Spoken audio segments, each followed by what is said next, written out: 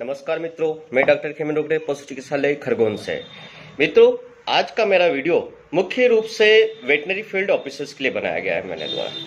जैसे कि वर्तमान में भारत सरकार के द्वारा NADCP और NAIP का प्रोग्राम चल रहा है। NADCP और NAIP दोनों राष्ट्रीय स्तरीय के कार्यक्रम है और समय के पाबंद वाले कार्यक्रम है। हमें समय पर रह करके इसमें हमारा कार्य संपादित करना है।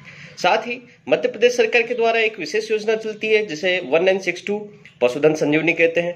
पशुधन संजीवनी के तहत हमें घर पहुंच पशुओं की सारवार के लिए सेवा उपलब्ध करानी होती है।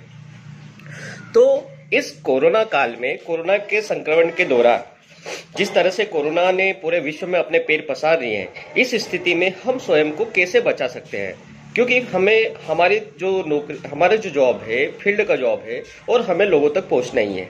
NADCP कार्यक्रम में हमें वैक्सीनेशन भी करना है, FMD बीमारी का टीकाकरण करना है और साथ ही UID टैगिंग भी करना है और नकुल कार्ड भी बांटना है। तो हमें किसान के संपर्क में आना ही पड़ेगा।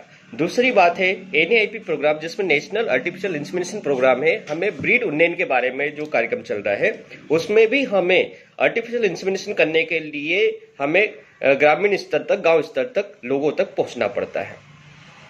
तो NADCP में हम क्या करें और NAIP किस तरह से हम आर्टिफिशियल इंसेमिनेशन करें कि हम लोगों से सावधानी पूर्वक दूर रह सके। क्योंकि ये तो हम जानते हैं कि कोरोना जो बीमारी है, अभी जैसे कि डॉक्टर एंथनी फासी है,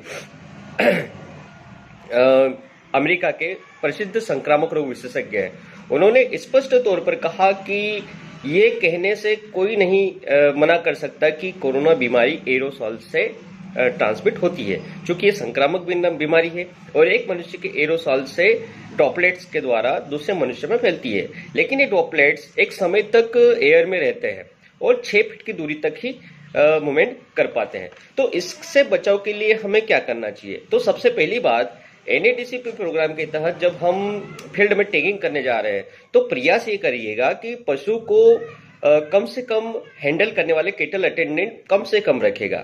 एक ही व्यक्ति अधिकतम प्रयास ये होना चाहिए कि एक ही व्यक्ति रहे और कैटल को बांध करके वो दूर हो जाए और अपने चेहरे पे मास्क प्रॉपर लगा के रखें।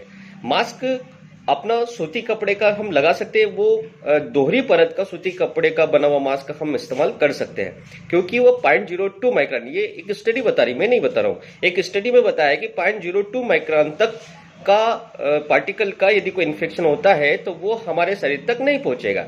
इसलिए फील्ड में जाते समय मास्क का उपयोग जरूर करिएगा।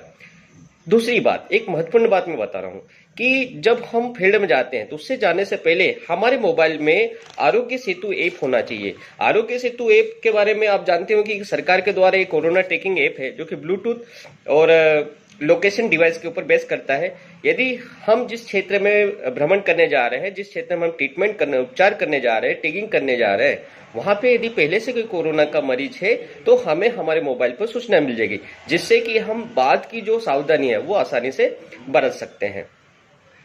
दूसरी बात, जब हम NAIP के लिए आर्टिफिशियल इंसेमिनेशन करने के लिए जा रहे हैं तो हमारा प्रयास ये होना चाहिए कि हम एक व्यक्ति को अपने साथ ले चले, अपने ऑफिस के व्यक्ति को, जो कि वहां पे अपनी जो दूसरी चीजें हैं जैसे कि टेल होल्डिंग है, बैक कैचिंग है, तो इन सारी चीजों में हमारी मदद कर सके, जिससे कि हम लोकल की पब्लिक से संपर्क में आने से बच सकते हैं। मास्क का उपयोग अधिक से अधिक करिए। यदि दोनों व्यक्ति मास्क लगा के रखेंगे तो 80 to 90% ड्रॉपलेट के कोरोना बीमारी के फैलने के चांस कम होते हैं। दूसरी बात, यदि हम बात करें कि जिस तरह से कोरोना बीमारी के बारे में कि एक ड्रॉपलेट के द्वारा ये होता है, लेकिन हमारा सबसे बड़ी चीज है कि रोग, जैसे हम बीमारी के बारे में बात करें तो रोग बल और रोगी बल। यदि रोगी बल मतलब इम्यूनिटी आपकी स्ट्रांग होगी तो आपको कोरोना कतई भी जकड़ नहीं सकता, क्योंकि वर्तमान में वेटनरी फील्ड ऑफिसर्स, कई वेटनरी डॉक्टर्स कोरोना से संक्रमित होकर के पुनः वापस आ चुके हैं। उनका इम्यूनिटी पावर स्ट्रांग था, इस वजह से वो वापस आए। तो इम्यूनिटी स्ट्रांग करने के लिए हमें जो दूसरी चीजें है, जैसे आहार विहार पे भी ध्यान देना चाहिए। आहार हमारा संतुलित होना चाहिए और आचरण ऋतुचर्या के अनुसार और दिनचर्या के अनुसार होना चाहिए, जिससे कि हम कोरोना से अधिक बच सकते हैं।